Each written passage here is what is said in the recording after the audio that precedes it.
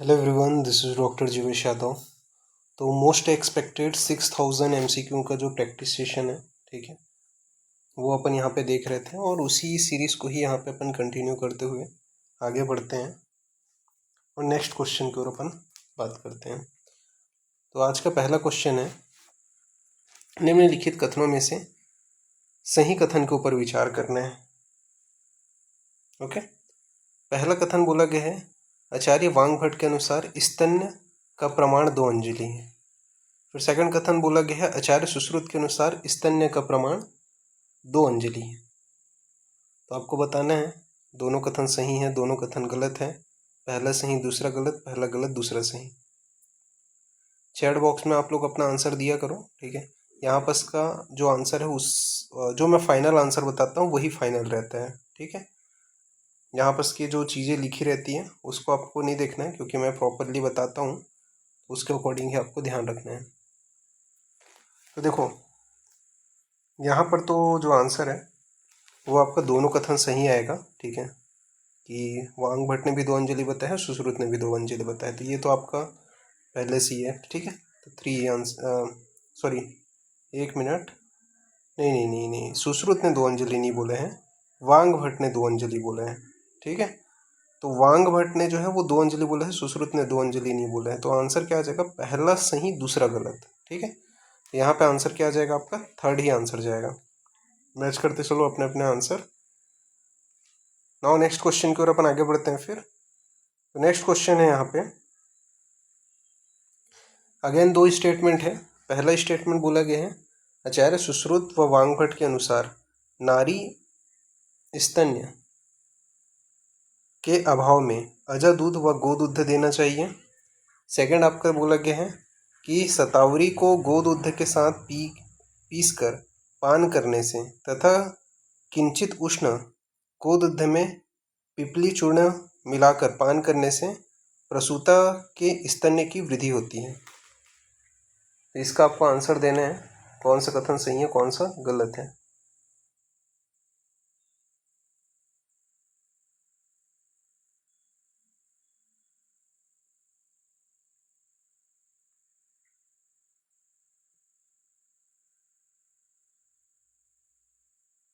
देखो,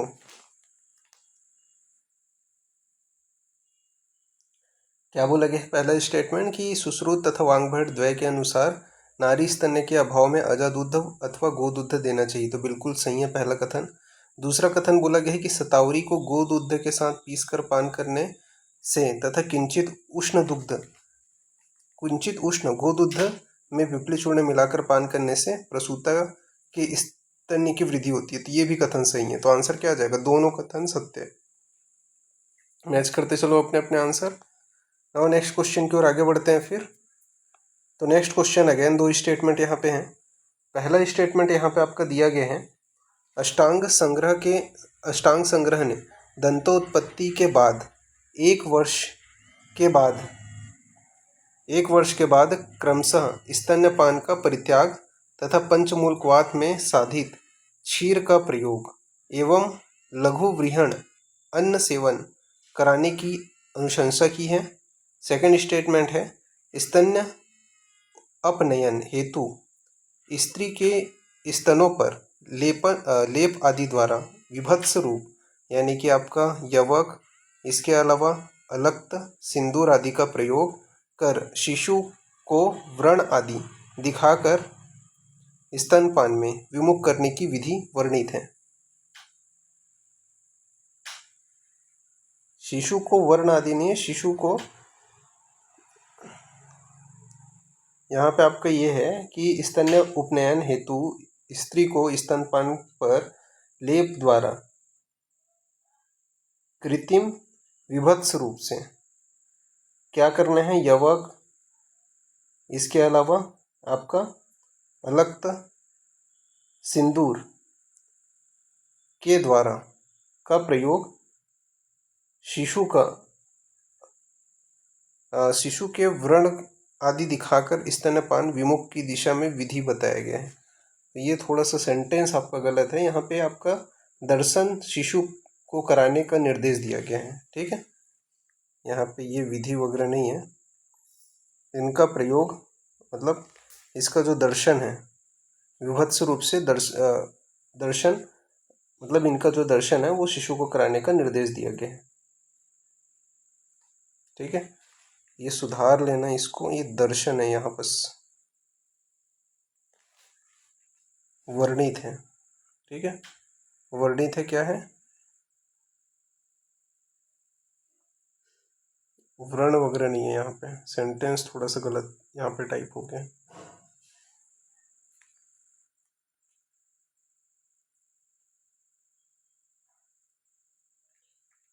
शिशु का दर्शन मतलब शिशु का दर्शन दर्शन शिशु को कराने का निर्देश है। ठीक है, ऐसा करके है, आप इसको ध्यान रखना। तो क्या आपका आंसर जाएगा इस कंडीशन में? तो देखो पहला क्या बोला गया, अष्टांग संग्रह के अनुसार दंतोत्पत्ति के बाद 1 वर्ष तक क्रमशः स्तनपान पान का परित्याग व पंचमूलकवाद से साधित क्षीर प्रयोग एवं लघु वृहण अन्न सेवन करने का अनुशंसा है। तो ये बिल्कुल सही है। ठीक है, इसके अलावा आपका दूसरा बोला गया है कि स्तन्य उपनयन हेतु स्त्री के स्तनों पर लेप द्वारा कृत्रिम विभत्स, ठीक है, विभत्स रूप से यवक, आक्तल, सिंदूर आदि का दर्शन शिशु को कराने का निर्देश है। ठीक है, तो दर्शन जो है वो शिशु को कराने का निर्देश है, ऐसा करके आएगा। तो आपका आंसर क्या जाएगा, फर्स्ट आंसर जाएगा। ठीक है, दोनों कथन सत्य है। मैच करते चलो अपने अपने आंसर। नाउ नेक्स्ट क्वेश्चन है आपका, आचार्य चरक के अनुसार नवजात शिशु परिचर्या का प्रथम उपक्रम क्या है? स्नान, प्राण प्रत्यागमन, मुख विशोधन, नाल छेदन। तो आचार्य चरक के अनुसार नवजात शिशु परिचर्या का प्रथम उपक्रम क्या है? तो प्रथम उपक्रम क्या है नवजात शिशु परिचर्या का चरक के अनुसार?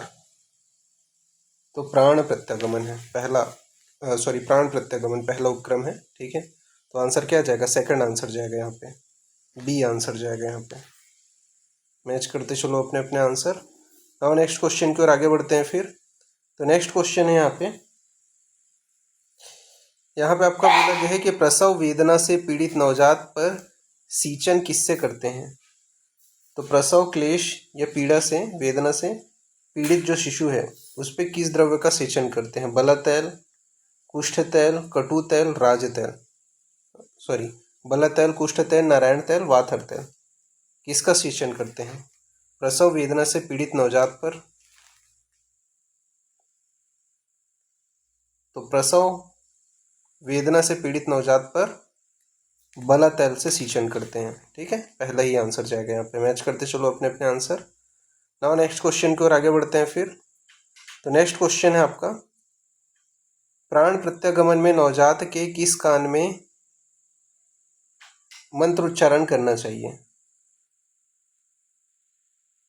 ठीक है, सेंटेंस सुधार लेना कि प्राण प्रत्यागमन में नवजात शिशु के किस कान में मंत्र उच्चारण करना चाहिए? बाएं, दाएं, दोनों, या नहीं करना चाहिए? बताओ, बाएं कर्ण में करना है, दक्षिण कर्ण में करना है, दोनों में करना है या नहीं करना है? तो प्राण प्रत्यागमन में नवजात शिशु में दाएं कर्ण में अर्थात दक्षिण कर्ण में मंत्र उच्चारण करना चाहिए। ठीक है, तो आंसर क्या जाएगा यहाँ पे आपका, बी आंसर जाएगा।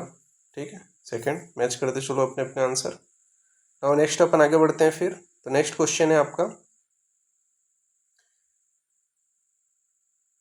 पुनर्रीव मरणम मनुभवोत लियनमान संज्ञस्य, यह कथन किसके प्रसंग में कहा गया है? प्रसव पीड़ित माता, प्रसव क्लेशी शिशु, धात्री, भीषक।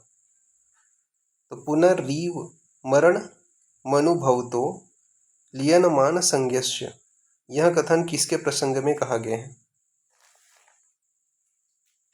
किसके लिए कहा गया है? तो प्रसव क्लेशी जो शिशु है उसके लिए कहा गया है। सेकंड आंसर जाएगा इसका। मैच करते चलो अपने अपने आंसर। नाउ नेक्स्ट क्वेश्चन की ओर अपन आगे बढ़ते हैं फिर। तो नेक्स्ट क्वेश्चन है आपका यहाँ पे, आचार्य चरक ने जात कर्म के अंतर्गत प्रथम कार्य के रूप में किसका निर्देश किया है? अस्मनो संघटन करणयो मूले, अस्मनो संघटन करणयो मूल, कल्पनम नाड्या, मधुसर्पी मंत्रोप मंत्रित प्राशिते दध्यात। इसके अलावा तालो ओष्ठ कंठ जीवा प्रमार्जने भय। तो किसका जो है निर्देश किया है चरक ने? जात कर्म के अंतर्गत प्रथम कार्य कौन से करने हैं?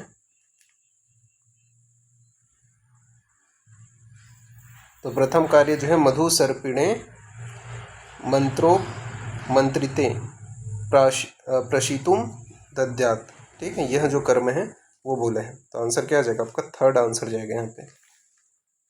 मैच करते चलो अपने अपने आंसर। और नेक्स्ट क्वेश्चन की ओर अपन आगे बढ़ते हैं फिर। तो नेक्स्ट क्वेश्चन है आपका, नवजात शिशु परिचर्या में स्वर्ण प्राशन को समाविष्ट करने वाला आचार्य कौन है? चरक, सुश्रुत, वाग्भट, कश्यप। तो नवजात शिशु परिचर्या में स्वर्ण प्राशन को समाविष्ट करने वाला आचार्य कौन है? तो नवजात शिशु परिचर्या में स्वर्ण प्राशन को समाविष्ट करने वाले जो आचार्य हैं वो आचार्य हैं वाग्भट। आंसर क्या जाएगा आपका? थर्ड आंसर जाएगा यहाँ पे। ठीक है, वाग्भट ने समाविष्ट किए हैं। मैच करते चलो अपने अपने आंसर। अब नेक्स्ट क्वेश्चन की ओर आगे बढ़ते हैं फिर। तो नेक्स्ट क्वेश्चन है, नवजात शिशु परिचर्या में मुख विशोधन का सही क्रम है। ऑप्शन ए है ओष्ठ तालु कंठ जीवा, ऑप्शन बी है नासा ओष्ठ कंठ जीवा, ऑप्शन सी है तालु ओष्ठ कंठ जीवा और ऑप्शन डी है नासा तालु कंठ जीवा। तो नवजात शिशु परिचर्या में मुख विशोधन का सही क्रम क्या है?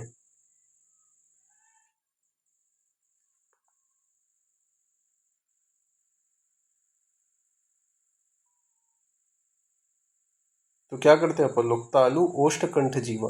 ठीक है, तो आंसर क्या जाएगा आपका? थर्ड आंसर जाएगा। मैच करते चलो अपने अपने आंसर। और नेक्स्ट अपन आगे बढ़ते हैं फिर। नेक्स्ट क्वेश्चन है आपका, नवजात शिशु में पिच्चू धारण का निर्देश किस स्थान पर किया गया है? ऑप्शन ए है मूर्धा, ऑप्शन बी है मुख, ऑप्शन सी है हस्त और ऑप्शन डी है पाद। तो नवजात शिशु में पिच्चू धारण का निर्देश किस स्थान पे किया गया है? तो नवजात शिशु में पिच्चू धारण का निर्देश मूर्धा में किया गया है। तो आंसर क्या जाएगा आपका? फर्स्ट आंसर जाएगा। मैच करते चलो अपने अपने आंसर। नाउ नेक्स्ट क्वेश्चन की ओर आगे बढ़ते हैं फिर। तो नेक्स्ट क्वेश्चन है आपका, नवजात शिशु की नाभि पर किस तैल से परिषेक का निर्देश है? तो नवजात शिशु की नाभि पर किस तैल से परिषेक का निर्देश है? बला तैल, कुष्ठ तैल, रासना तैल, निर्गुंडी तैल।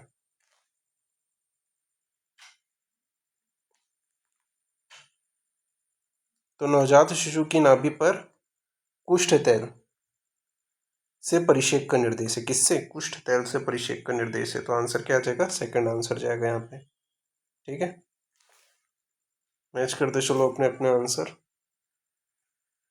अब नेक्स्ट क्वेश्चन की ओर अपन आगे बढ़ते हैं फिर। नेक्स्ट क्वेश्चन है आपका, नाभि नाल कर्तन के बाद नाल पर प्रदीप्त अंगार रज का अवचूर्णन किस ग्रंथ में निर्दिष्ट है?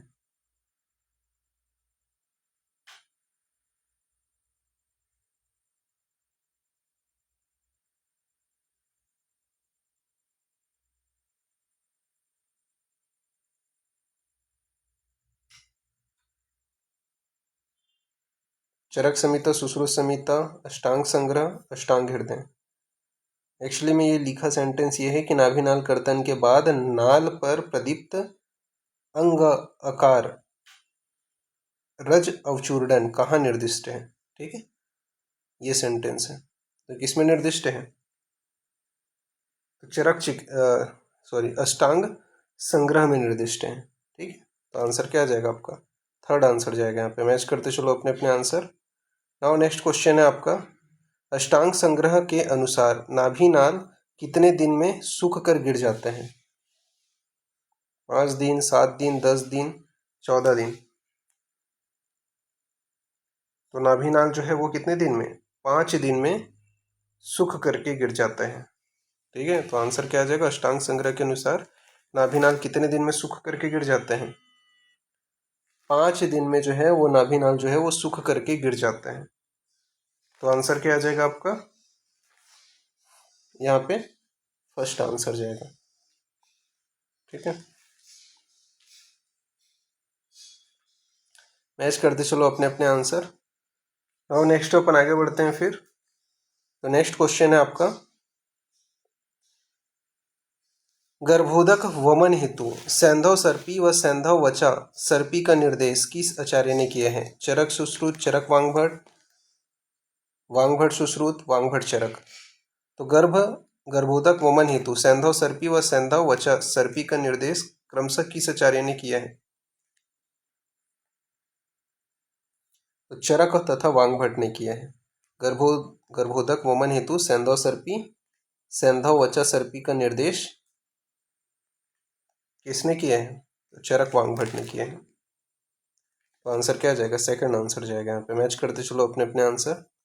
नाउ नेक्स्ट क्वेश्चन की ओर आगे बढ़ते हैं फिर। तो नेक्स्ट क्वेश्चन है, आचार्य सुश्रुत ने जन्मों उपरांत अनंता एवं मधु सर्पी को क्रमशः किस प्रमाण में देने का निर्देश किया है, गुंजा एवं पाणीतल, मुष्टि एवं पाणीतल, गुंजा एवं अंजलि, अर्धपल एवं एक पल।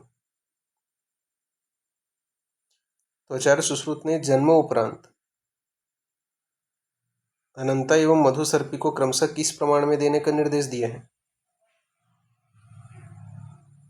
तो गुंजा एवं अंजलि प्रमाण। आंसर क्या जाएगा, थर्ड आंसर जाएगा। यहाँ पे मैच करते चलो अपने अपने आंसर। और नेक्स्ट क्वेश्चन की ओर आगे बढ़ते हैं फिर। तो नेक्स्ट क्वेश्चन है आपका, आचार्य सारंगधर के अनुसार नवजात में स्तनपान प्रारंभ होने तक किसका प्रयोग किया जाना चाहिए, मधु, नवनीत, घृत, गुड़ या वानिका।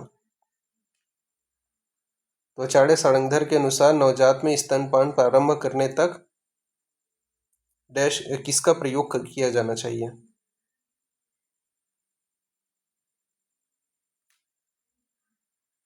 तो किसका प्रयोग करना चाहिए, गुड़ या वानिका का प्रयोग करना चाहिए। तो आंसर क्या जाएगा, फोर्थ आंसर जाएगा। यहाँ पे मैच करते चलो अपने अपने आंसर। नाउ नेक्स्ट क्वेश्चन की ओर आगे बढ़ते हैं फिर। तो नेक्स्ट क्वेश्चन है, आचार्य वांगभट ने नवजात शिशु में परिसीचन तथा नाभि का किस नाभि पर किस तैल का प्रयोग निर्देशित किए हैं, बला तैल एवं मीन तैल, कुष्ठ तैल एवं बला तैल, कुष्ठ तैल एवं फल तैल, बला तैल एवं कुष्ठ तैल। तो वांगभट ने नवजात शिशु में परिसेचन तथा नाभि पर किस तैल का प्रयोग निर्देशित किया है,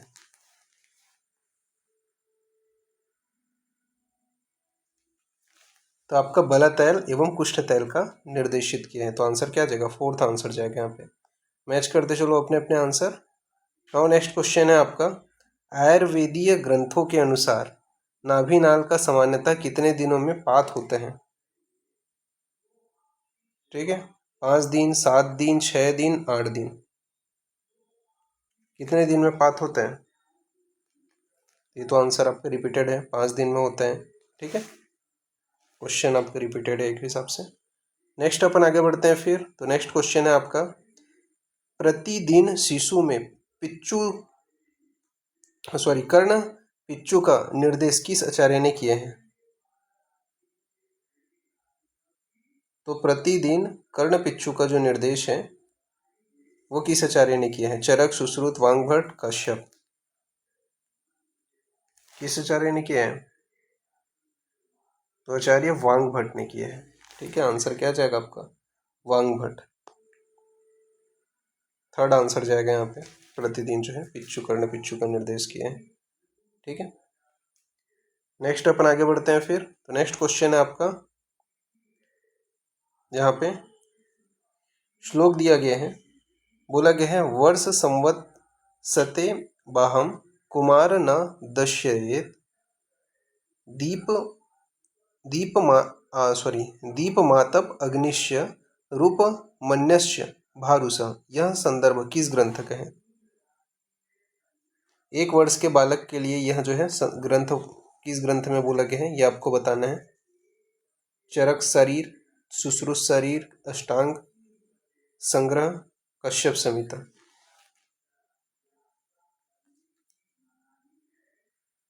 तो अष्टांग संग्रह के उत्तर तंत्र का है ये रेफरेंस। ठीक है, आंसर क्या जाएगा आपका? 3rd आंसर जाएगा यहाँ पे। ठीक है, मैच करते चलो अपने अपने आंसर। नाउ नेक्स्ट क्वेश्चन की ओर अपन आगे बढ़ते हैं फिर। तो नेक्स्ट क्वेश्चन है आपका, कश्यप के अनुसार यक्ष की प्रकृति क्या है?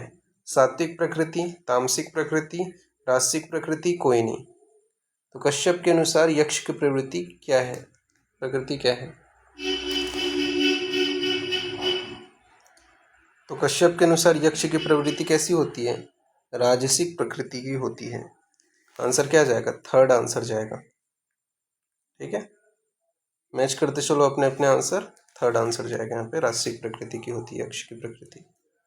अब नेक्स्ट क्वेश्चन की ओर आगे बढ़ते हैं फिर। तो नेक्स्ट क्वेश्चन है, आचार्य कश्यप के अनुसार राजदंत के पार्श्व में कौन से दंत स्थित होते हैं? वस्त, इसके अलावा दृष्ट, हनव्य, ऐसा कोई वर्णन नहीं है। तो आचार्य कश्यप के अनुसार राजदंत के पार्श्व में कौन सा दंत स्थित होता है? तो बस्त दंत जो है वो आपका स्थित होता है। तो क्या आंसर जाएगा? 1st आंसर जाएगा यहाँ पे। ठीक है, मैच करते चलो अपने अपने आंसर। नाउ नेक्स्ट क्वेश्चन की ओर अपन आगे बढ़ते हैं फिर। तो नेक्स्ट क्वेश्चन है आपका, आचार्य कश्यप के अनुसार किस मास में उत्पन्न दंत द्विपुट युक्त रक्त एवं रेखा युक्त होता है? तृतीय मास, सप्तम मास, पंचम मास, चतुर्थ मास। तो आचार्य कश्यप के अनुसार किस मास में उत्पन्न दंत द्विपुट युक्त रक्त एवं रेखा युक्त होते हैं? तो सप्तम मास में। ठीक है, आंसर क्या आ जाएगा? 2nd। ओके, अब यहाँ पर से अपन थोड़ा सा स्विच करते हैं किसके ओर?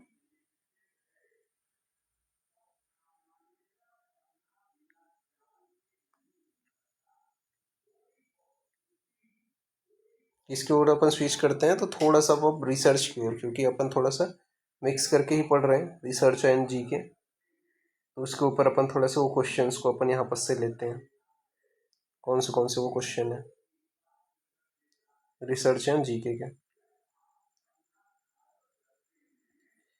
तो पहला क्वेश्चन है आपका,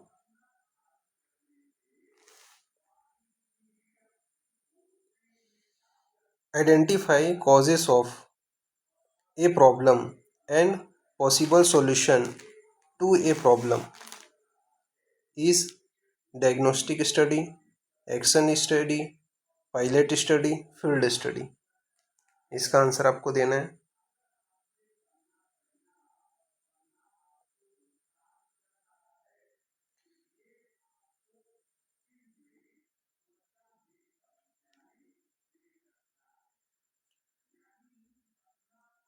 मैं फाइनल आंसर मैं बता रहा हूँ, अपने अपने आंसर से मैच करते चलो। क्या है आपका?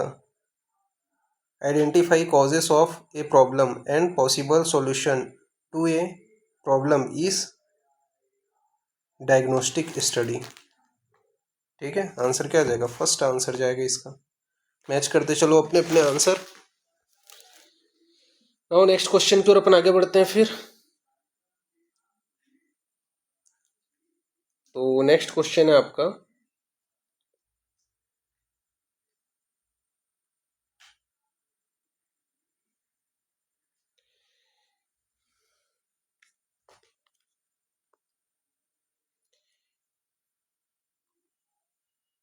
नेक्स्ट क्वेश्चन है, विच of the following faces is a considered therapeutic? Face 1st trial, face 2nd trial, face 3rd trial, face 4th trial. Which of the following face is therapeutic? तो आपका answer क्या आ जाएगा? फेज थर्ड ट्रायल, ठीक है। Third trial जो है वो थेरापेटिक होता है। मैच करते चलो अपने अपने आंसर। नाउ नेक्स्ट अपन आगे बढ़ते हैं फिर। तो नेक्स्ट क्वेश्चन है आपका, the existing company information is a example of which type of data? None of the above, sorry, यहाँ पे आपका बताया गया है primary data, secondary data, A and B दोनों, none of the above.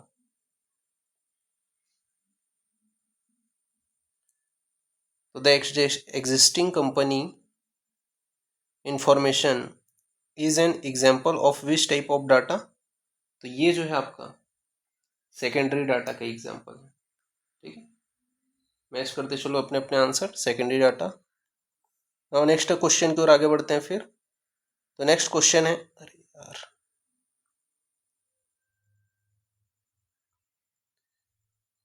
Sorry,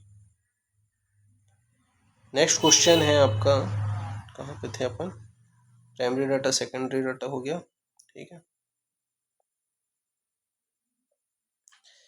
secondary data हो गया। Next question है आपका,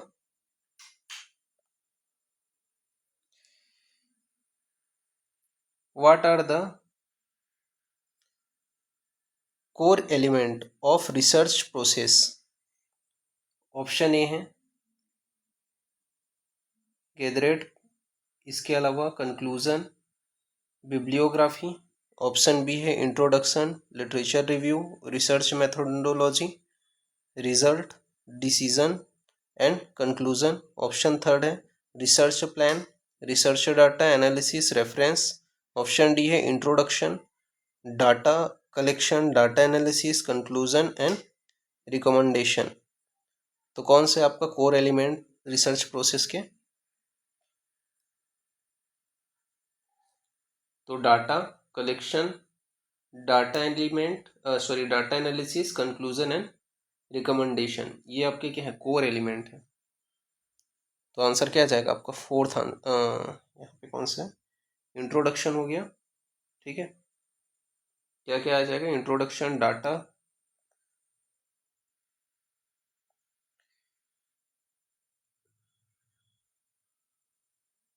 introduction, research data, sorry data collection, introduction, data analysis, conclusion and recommendation, यानी कि फोर्थ आंसर जाएगा यहाँ पे, ठीक है। मैच करते चलो कोर एलिमेंट में। नेक्स्ट अपन आगे बढ़ते हैं फिर।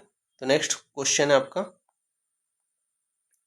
Which of the following is true regarding research objective? पहला आपका बताया गया है research objective when achieved will provide sufficient earning to obtain ए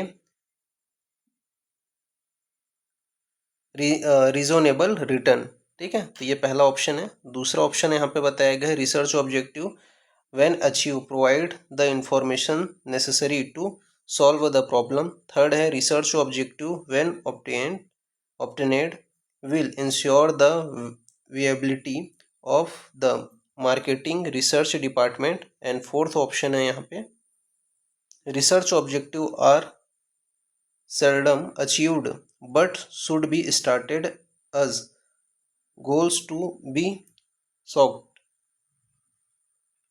यहाँ पे आपको बताना है कौन सा आपका ट्रू है रिसर्च ऑब्जेक्टिव के संबंध में।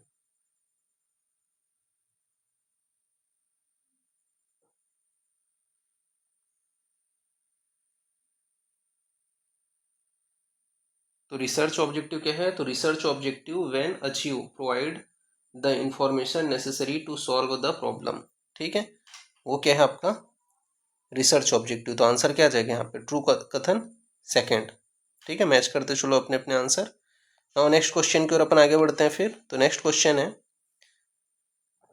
विच of the following faces is a post marketing trial?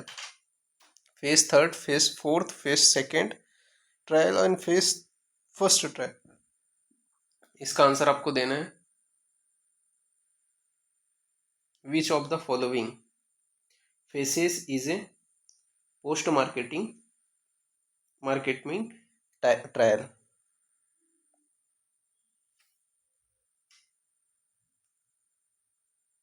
तो आपका फेस 4 जो ट्रायल है वो आपका क्या है, पोस्ट मार्केटिंग ट्रायल है।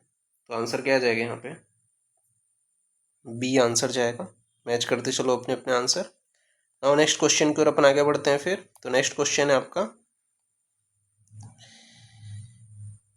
यहाँ पे आपका बताया गया है scale in which the responded directly compare two और more object and makes choices among them is.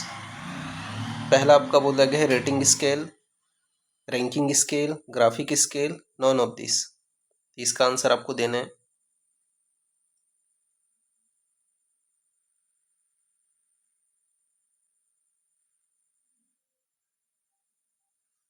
तो आंसर क्या है आपका, रैंकिंग स्केल। ठीक है, सेकंड आंसर जाएगा। मैच करते चलो अपने अपने आंसर। नाउ नेक्स्ट क्वेश्चन की ओर अपन आगे बढ़ते हैं फिर। तो नेक्स्ट क्वेश्चन है, a complete list of all the sampling unit is called sampling design, cluster, population frame, sampling frame. क्या कहलाता है आपको बताना है।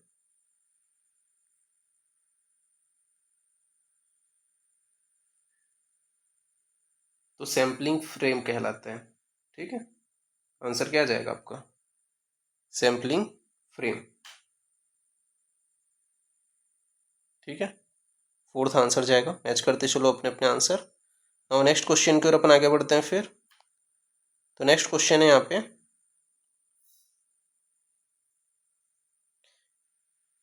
तो questionnaire is filled by,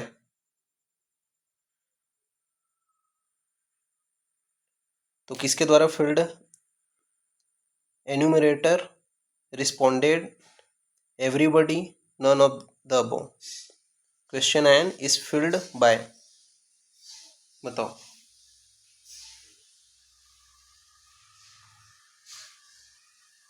तो रिस्पोंडेंट के द्वारा फिल्ड है। ठीक है, तो आंसर क्या आ जाएगा आपका, रिस्पोंडेंट। तो रिस्पोंडेंट।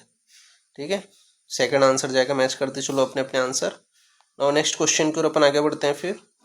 तो नेक्स्ट क्वेश्चन है यहाँ पे, what is sampling unit, the basic unit containing the element of the population to be sampled। Option B है द पॉपुलेशन, ऑप्शन सी है all the individual element of the final sample draw together, option D है the method use to collect the sample. What is the sampling, what is a sampling unit.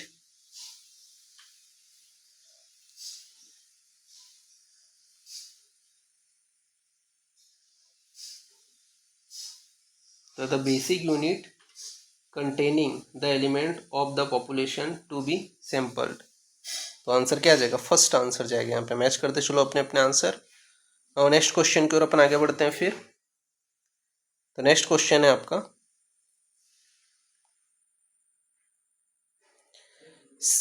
Second step in problem formulation is, option A है understanding the nature of the problem, option B है survey, option C है statement of the problem, और option D है discussion. तो second step in problem formulation is,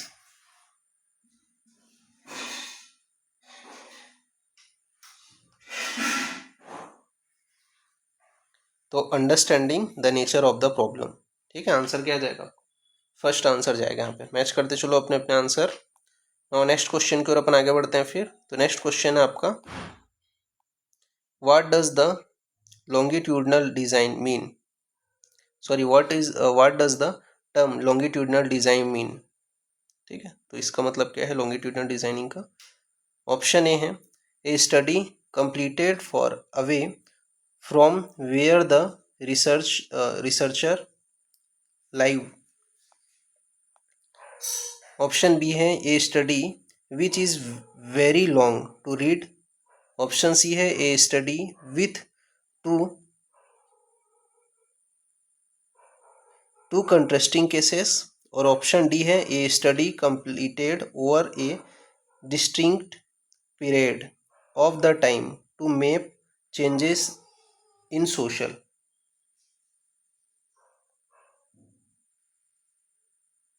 बताओ longitudinal design का meaning क्या होता है?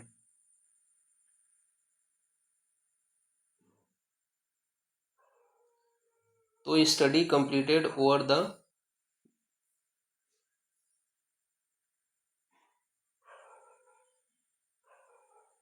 study completed over the definite period of time to map change in social phenomena। ठीक है, वो क्या कहलाएगा आपका?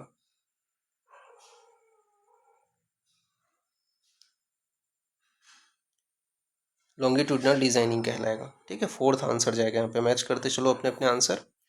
और नेक्स्ट क्वेश्चन की ओर अपन आगे बढ़ते हैं फिर। तो नेक्स्ट क्वेश्चन है आपका यहाँ पे, तो यहाँ पे बोला गया है your colleague is confused about using the marketing research process as he known that something is wrong but is not sure of the specific causes to investigate. He seems to be having a problem with which is obtained the hardest step to take.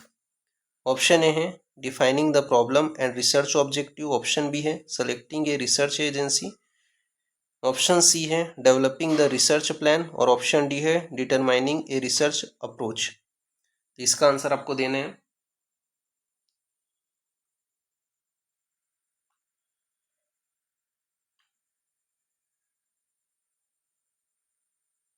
तो क्या है? Defining the problem and research objective. ठीक है, तो answer क्या आ जाएगा? First answer जाएगा यहाँ पे। मैच करते चलो अपने अपने आंसर। और नेक्स्ट क्वेश्चन की ओर अपन आगे बढ़ते हैं फिर। तो नेक्स्ट क्वेश्चन है यहाँ पे a statement of quantitative research question should, तो यहाँ पे आपका स्टेटमेंट जो है वो अपने को यहाँ पे देखना है। तो a statement of a quantitative research questions should कौन सा है आपका? पहला आपका ऑप्शन है extend the statement of purpose by specifying exactly the question the research will address. Option B है help the researcher in selecting appropriate participant, research method, measures and material. Option C है all the above, और option D है specify the variable of interest. तो statement of quantitative research question should,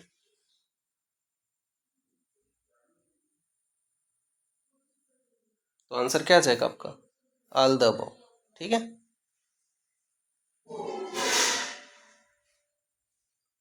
answer क्या आ जाएगा आपका? All the above, ऊपर के दोनों। ठीक है, नो नेक्स्ट क्वेश्चन की ओर अपन आगे बढ़ते हैं फिर। तो नेक्स्ट क्वेश्चन है आपका यहाँ पे आपका बताया गया है in order to pursue the research which of the following is a purely required. Option first है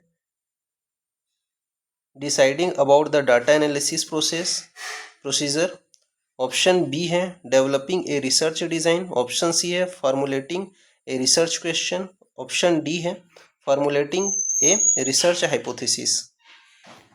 in order to pursue the research which of the following is a purely required। बताओ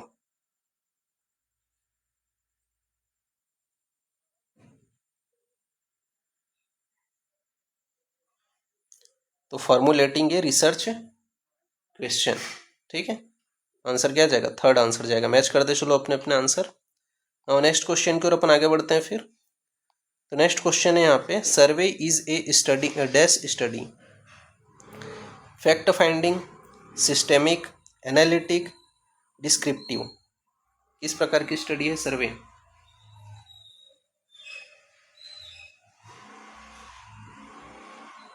सर्वे जो है वो फैक्ट फाइंडिंग स्टडी है, ठीक है। Answer क्या आ जाएगा आपका, फैक्ट फाइंडिंग स्टडी है, ठीक है। फर्स्ट आंसर जाएगा, सर्वे क्या है आपका, फैक्ट फाइंडिंग स्टडी है। और नेक्स्ट क्वेश्चन की ओर अपन आगे बढ़ते हैं फिर। नेक्स्ट क्वेश्चन है, dash is a dash is concerned with discovering a testing certain variable with respect to their association or disassociation। Option A है descriptive and diagnostic, option B है डिस्क्रिप्टिव, ऑप्शन सी है exploratory और option D है diagnostic.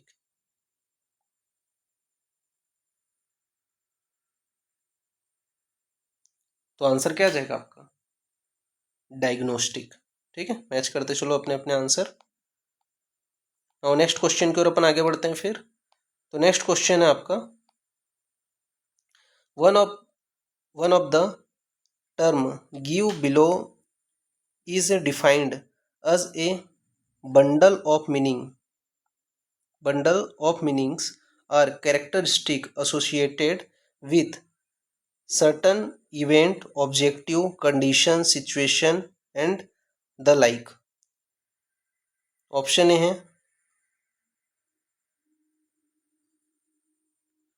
है construct, option B है definition, option C है variable और option D है कॉन्सेप्ट।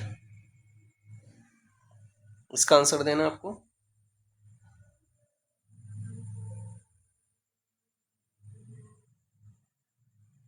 तो क्या कहलाएगी ये, कॉन्सेप्ट कहलाएगा। आंसर क्या आ जाएगा आपका, डी। मैच करते चलो अपने अपने आंसर। और नेक्स्ट क्वेश्चन की ओर अपन आगे बढ़ते हैं फिर। तो नेक्स्ट क्वेश्चन है आपका, prevalence study are also known as case control study, cross sectional study, cohort study, phase fourth study. तो prevalence studies are also known as, क्या कहते हैं प्रिविलेंस स्टडी को,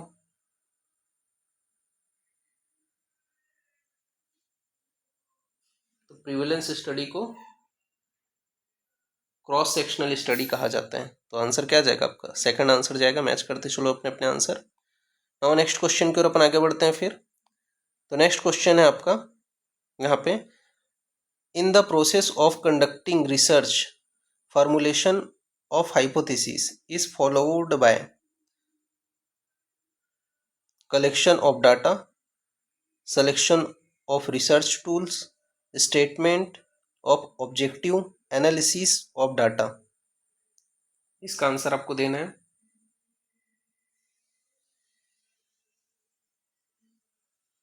तो selection of research tools, answer क्या जाएगा, सेकंड आंसर जाएगा। Match करते हैं चलो, क्या आंसर जाएगा, सेकंड आंसर जाएगा। In the process of conducting research formulation of hypothesis is followed by selection of research tools, ठीक है। नेक्स्ट क्वेश्चन की ओर अपन आगे बढ़ते हैं फिर।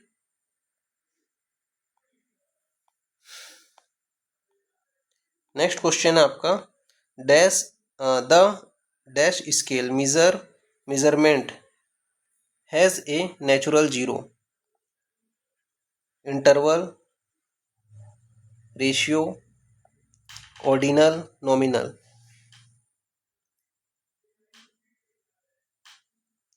Dash scale measurement has a natural zero. तो आंसर क्या जाएगा आपका, रेशियो, ठीक है। सेकंड आंसर जाएगा। मैच करते चलो अपने अपने आंसर। और नेक्स्ट क्वेश्चन की ओर अपन आगे बढ़ते हैं फिर। तो नेक्स्ट क्वेश्चन है यहाँ पे आपका, रिसर्च इज, ऑप्शन ए है finding solution to any problem, option B है searching again and again, option C है none of the above, option D है working in a scientific way to search for truth of any problem. तो research क्या है, इसका answer आपको देना है। तो रिसर्च जो है working in a scientific way to search for truth of any problem. तो आंसर क्या आ जाएगा, फोर्थ आंसर जाएगा। मैच करते चलो अपने अपने आंसर। नाउ नेक्स्ट क्वेश्चन की ओर अपन आगे बढ़ते हैं फिर। तो नेक्स्ट क्वेश्चन है यहाँ पे, what do you mean by unit of analysis? Variable, main parameter, sample, construct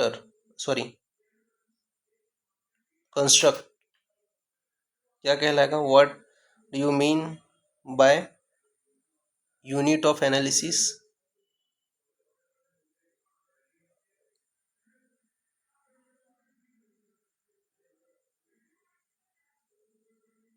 तो मेन पैरामीटर सेकंड आंसर जाएगा इसका। मैच करते चलो अपने अपने आंसर। नाउ नेक्स्ट क्वेश्चन की ओर अपन आगे बढ़ते हैं फिर। तो नेक्स्ट क्वेश्चन है यहाँ पे, एन इमेज परसेप्शन और concept that is capable of measurement is called variable, type, scale, hypothesis. इसका आंसर आपको देना है, एन इमेज परसेप्शन और concept that is capable of measurement is called variable. Answer क्या देगा? वेरिएबल। मैच करते चलो अपने अपने आंसर फर्स्ट। नेक्स्ट क्वेश्चन की ओर अपन आगे बढ़ते हैं फिर। तो नेक्स्ट क्वेश्चन है यहाँ पे आपका,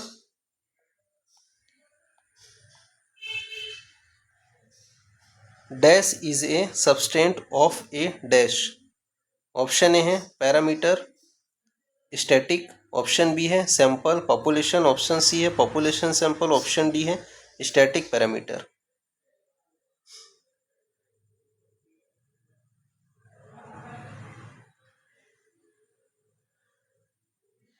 तो sample is a subset of A population.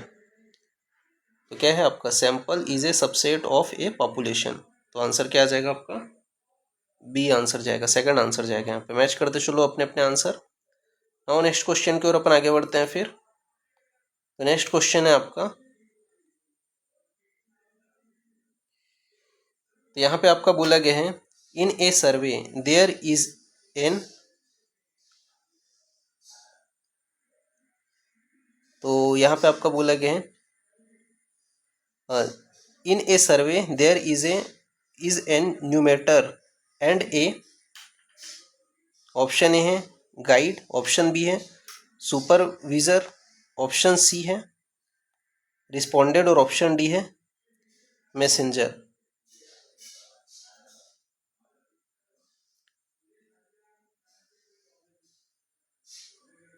तो in a survey there is a enumerator and A,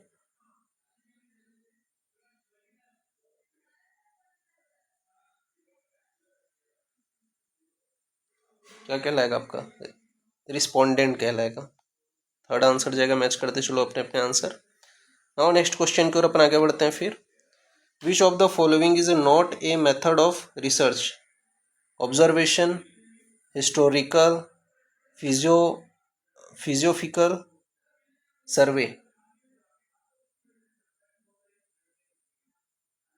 sorry philosophical और सर्वे।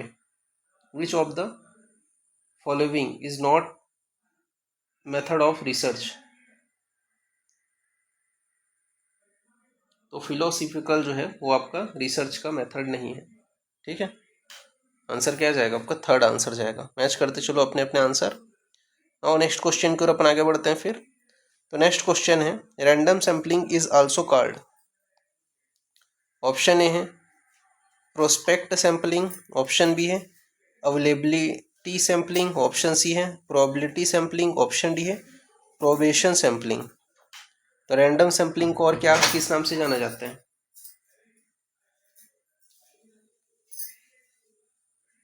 तो रैंडम सैम्पलिंग जो है वो आपका क्या है? प्रोबेबिलिटी सैम्पलिंग कहलाता है। तो प्रोबेबिलिटी सैम्पलिंग सी आंसर जाएगा इसका। मैच कर दे चलो अपने अपने आंसर। नाउ नेक्स्ट क्वेश्चन की ओर अपन आगे बढ़ते हैं फिर।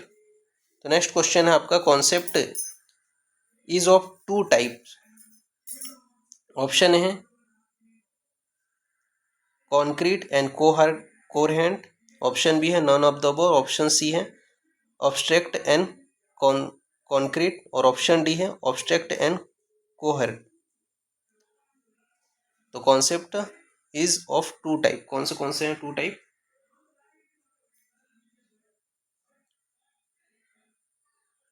तो abstract and construct, sorry abstract and concrete, ठीक है। तो ऑब्स्ट्रैक्ट एंड कॉन्क्रीट ये दो टाइप के होते हैं आपके, क्या है, कॉन्सेप्ट। तो आंसर क्या आ जाएगा? थर्ड आंसर जाएगा, ठीक है। तो कॉन्क्रीट हो गया और ऑब्स्ट्रैक्ट हो गया। नाउ नेक्स्ट अपन आगे बढ़ते हैं फिर। तो नेक्स्ट क्वेश्चन है आपका concept, concept are dash of research, guide, method, variable, tool. तो concept are dash of research.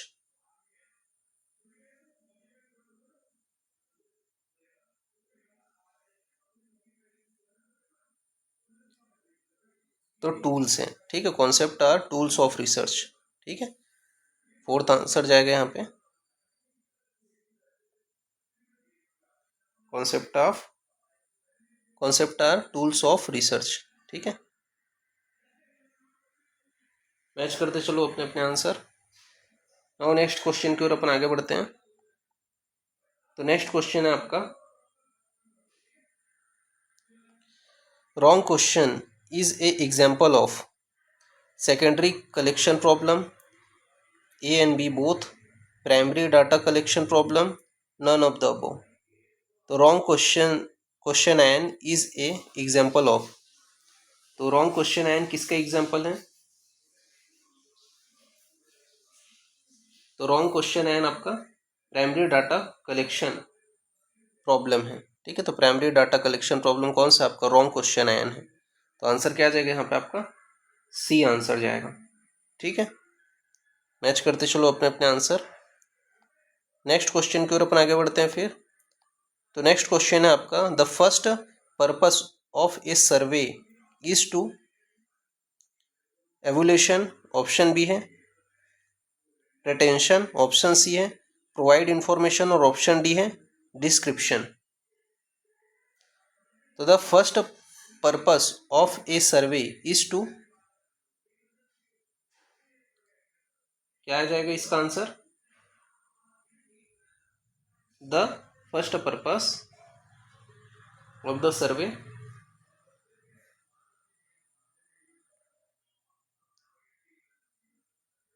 Provide information, ठीक है। तो आंसर क्या जाएगा आपका? प्रोवाइड इंफॉर्मेशन, थर्ड आंसर जाएगा यहाँ पे।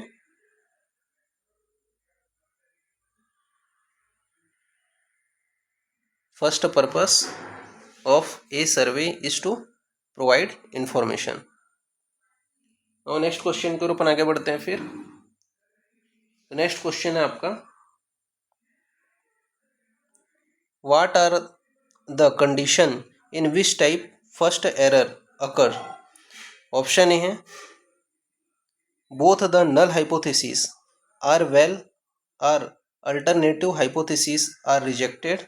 ऑप्शन बी है the null hypothesis get accepted even if it is false. Option C है the null hypothesis get rejected even if it is true. Option D है option first.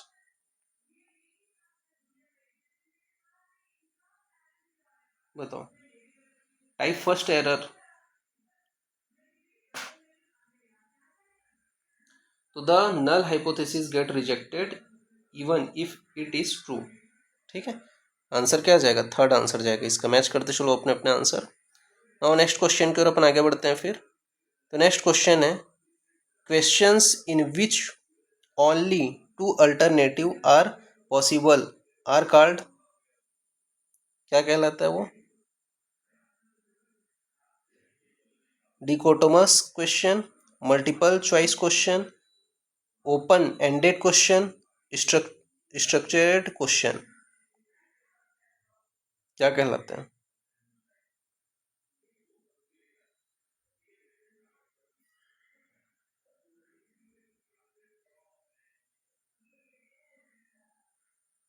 तो डिकोटोमस question कहलाते हैं। Answer क्या जाएगा? फर्स्ट आंसर कहलाएगा।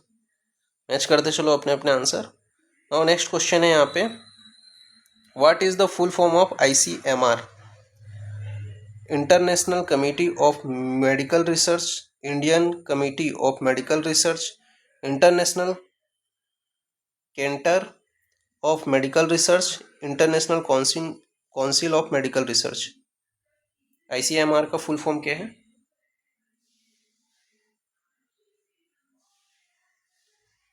Indian council of medical research.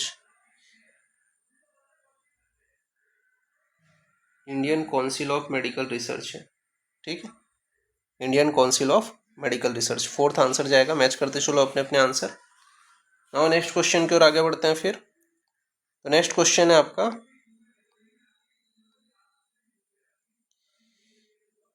Which technique is generally followed when the population is finite, ठीक है। तो which technique is a generally followed when the population is finite. Option A है area sampling technique, option B है systemic sampling technique, option C है none of the above और option D है purposive sampling technique. क्या जाएगा इसका answer?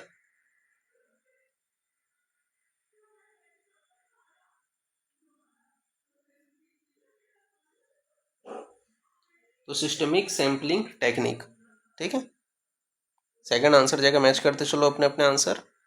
Now next question की ओर अपन आगे आते हैं। तो नेक्स्ट क्वेश्चन है यहाँ पे, a statement of the predicted relationship between two और more variable in a research study is called. Option A है ऑपरेशनल डेफिनेशन, ऑप्शन बी है हाइपोथेसिस, ऑप्शन सी है कंजप्शन और ऑप्शन डी है प्रोपोजिशन। क्या कहलाता है?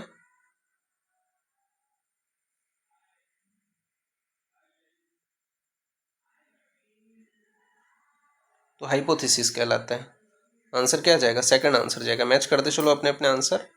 नाउ नेक्स्ट क्वेश्चन की ओर अपन आगे बढ़ते हैं फिर। तो नेक्स्ट क्वेश्चन है यहाँ पे, what is the best design to study prevalence of a disease. Option A है कोहार्ट स्टडी, ऑप्शन बी है इकोलॉजिकल स्टडी, ऑप्शन सी है cross sectional study, option D है केस कंट्रोल स्टडी। इसका answer आपको देना है, what is the best design to study prevalence of disease. तो cross sectional study. Answer क्या जाएगा? Cross sectional study. Third. Match करते चलो अपने अपने आंसर। नाउ नेक्स्ट क्वेश्चन की ओर अपन आगे बढ़ते हैं फिर। तो नेक्स्ट क्वेश्चन है यहाँ पे, ए formula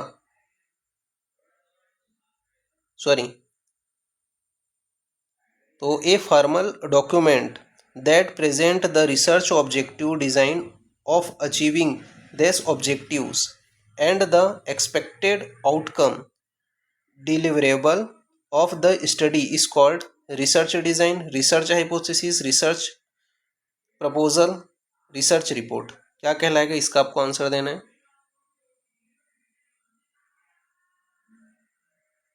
A formal document that present the research objective designed of achieve the objectives। क्या कहलाता है?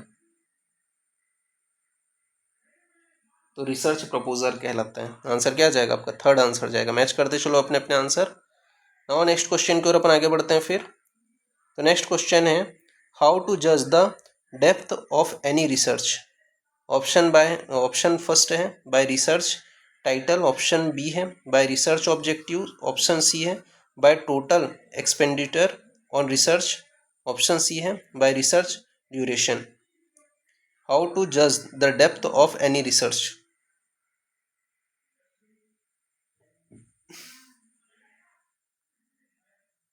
कैसे जज करेंगे कोई भी रिसर्च का डेप्थ?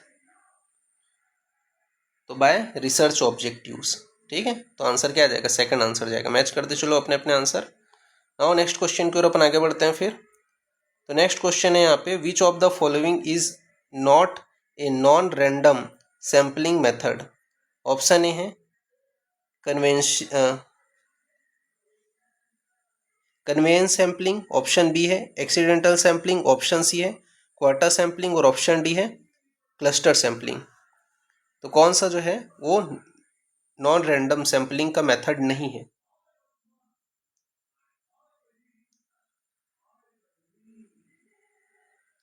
तो आपका क्लस्टर सैम्पलिंग जो है वो आपका नहीं है। तो आंसर क्या आ जाएगा, फोर्थ आंसर जाएगा यहाँ पे। मैच करते चलो अपने अपने आंसर। नाउ नेक्स्ट क्वेश्चन की ओर अपन आगे बढ़ते हैं। Why do you need the review the existing literature? Option A है to make sure you have a long list of reference. Option B है to find out what is already know about your area of interest. Option C है to help in your journal study. और option D है because without it you could never reach the required word count. Answer क्या आ जाएगा इसका?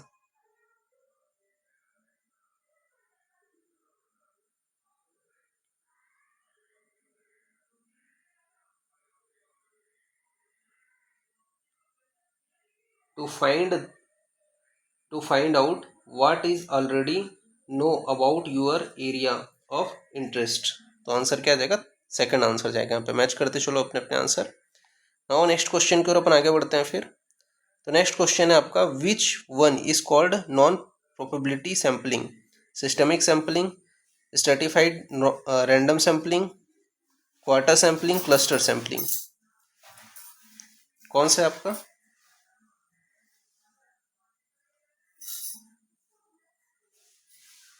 तो आपका quarter sampling. Match करते चलो अपने अपने आंसर। थर्ड आंसर जाएगा यहाँ पे। नेक्स्ट क्वेश्चन है आपका, cluster sampling, stratified sampling and systemic sampling are type of indirect sampling, non random sampling, direct sampling, random sampling? किसका टाइप है ये?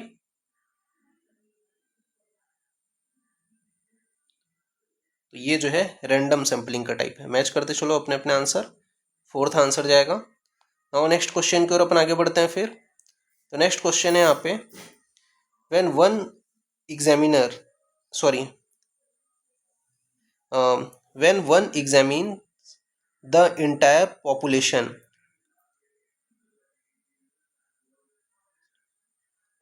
तो when one examines the entire population instead of a subgroup of the population is called population, this is called a population sampling, concussion या फिर base? क्या कहलाएगा?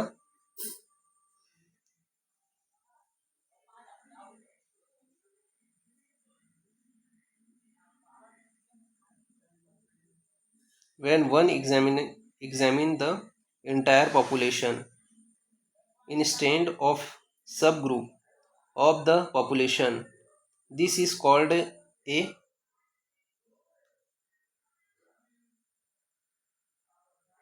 तो Kansas कहलाएगा ये। ठीक है, थर्ड आंसर जाएगा। मैच करते चलो अपने अपने आंसर। और नेक्स्ट क्वेश्चन की ओर अपन आगे बढ़ते हैं फिर। तो नेक्स्ट क्वेश्चन है, the main objective of dash study is to acquire knowledge. Option A है descriptive and diagnostic, option B है डिस्क्रिप्टिव, ऑप्शन सी है डायग्नोस्टिक, ऑप्शन डी है आपका एक्सप्लोरेटरी? इसका आंसर आपको देना है। The main objective of dash study to acquire knowledge, तो डिस्क्रिप्टिव। आंसर क्या जाएगा? डिस्क्रिप्टिव। सेकंड आंसर जाएगा यहाँ पे। मैच करते चलो अपने अपने आंसर। ठीक है, नेक्स्ट क्वेश्चन की ओर अपन आगे बढ़ते हैं फिर। तो नेक्स्ट क्वेश्चन है यहाँ पे, what refer to elements from where you choose the sample for the research? Option A है सैम्पलिंग पॉपुलेशन, ऑप्शन बी है फिनिट पॉपुलेशन, ऑप्शन सी है टारगेटेड पॉपुलेशन, ऑप्शन डी है इन्फिनिट पॉपुलेशन?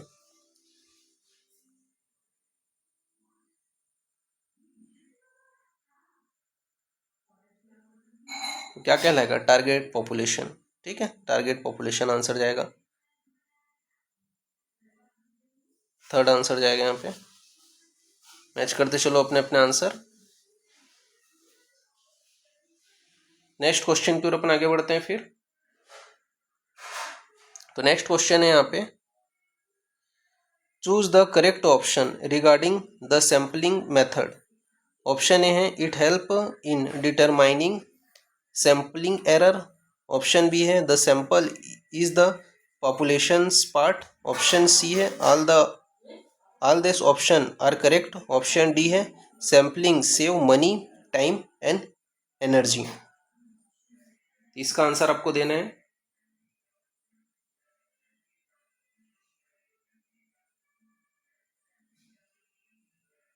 तो all this option are correct. ठीक है, सभी answer, सभी जो ऑप्शन है वो आपके क्या है, करेक्ट है।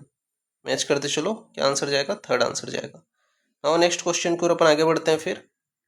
नेक्स्ट क्वेश्चन है आपका, which of this is a example of probability sampling. Judgmental sampling, quarter sampling, lottery sampling, purposive sampling. बताओ, एग्जाम्पल ऑफ प्रोबेबिलिटी सैम्पलिंग।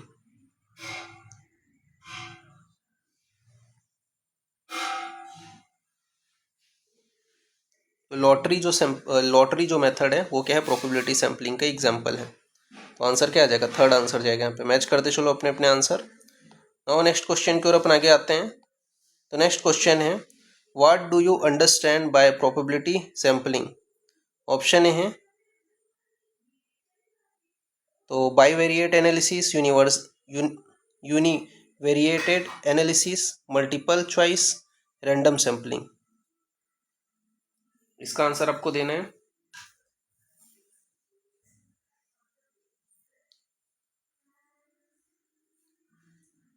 तो यूनिवेरिएट एनालिसिस आंसर क्या जाएगा आपका, सेकंड आंसर जाएगा यहाँ पे।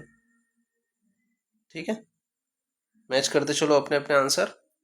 नाउ नेक्स्ट क्वेश्चन की ओर अपन आगे बढ़ते हैं। तो नेक्स्ट क्वेश्चन है, out of this state which of the sample population is separated into various state and the sample of one is taken from some other state। क्या कहलाता है ये। ऑप्शन ए है स्ट्रेटिफाइड सैम्पलिंग, ऑप्शन बी है quarter sampling, option C है snowball sampling और option D है cancer sampling.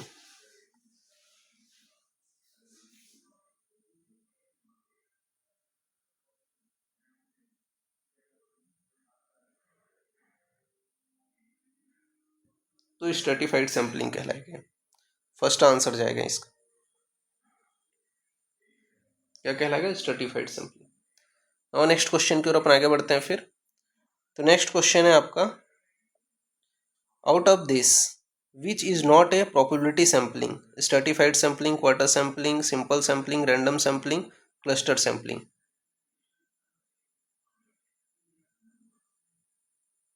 कौन सा नहीं है, तो क्वार्टर सैम्पलिंग नहीं है, सेकंड आंसर जाएगा। मैच करते चलो।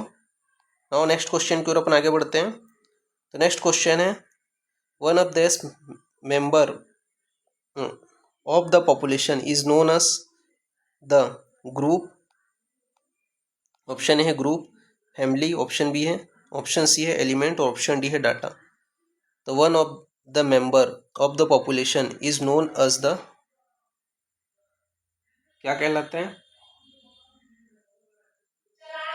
तो यहाँ पे आपका आंसर जाएगा एलिमेंट कहलाएगा। ठीक है, थर्ड आंसर जाएगा यहाँ पे।